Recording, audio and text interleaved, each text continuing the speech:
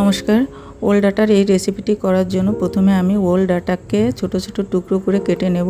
ছোট ছোট টুকরো করে কাটলে এটি সিদ্ধ হতে সময় খুবই কম লাগবে।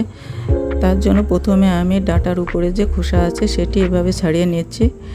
এভাবে ছোট ছোট টুকরো করে কাটলে আলাদাভাবে সিদ্ধ করে জল ফেলে দেওয়ার কোনো প্রয়োজন হবে না। সুপের চামচে 2 চামচ সর্ষে এবং 3টি কাঁচা লঙ্কার একটি পেস্ট তৈরি করে নিচ্ছি। এদিকে কড়াইতে তেল গরম করে কালো জিরে ফোড়ন দিয়ে দিলাম, আর দিয়ে দিলাম তেজপাতা ফোড়ন, একটি রসুন কুচি দিয়ে হালকা ব্রাউন করে ভেজে নিচ্ছি। এরপরে দিয়ে দিলাম 3টি কাঁচা লঙ্কা চেরা। কাঁচা লঙ্কার চেরাগুলোকেও হালকা একটু ভেজে এর মধ্যে ডাঁটাগুলো দিয়ে দিলাম, আর দিয়ে দিচ্ছি কচি কচি যে পাতাগুলো ছিল সেগুলো।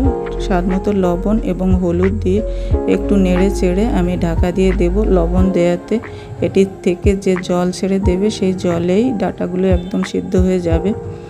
একদম লো টু মিডিয়াম ফ্লেমে আমি ডাঁটাগুলো সিদ্ধ করে নিয়েছি। দেখুন জল ছেড়ে দিয়েছে। মাঝে মাঝে ঢাকা খুলে আমি 2-3 বার নেড়ে দিয়েছি। ডাঁটাগুলো একদম সিদ্ধ হয়ে গেছে। এখন আমি এর মধ্যে দিয়ে দেব যে সরিষা আর কাঁচা লঙ্কার পেস্ট করেছিলাম সেটি দিয়ে লো টু মিডিয়াম ফ্লেমে 3-4 মিনিট জাল দিয়ে এটি আমি নামিয়ে নেব। এটি গরম ভাতের সাথে পরিবেশন করবেন। আপনারা বাড়িতে এভাবে একবার তৈরি করুন, এটি খেতে দুর্দান্ত স্বাদের হয়।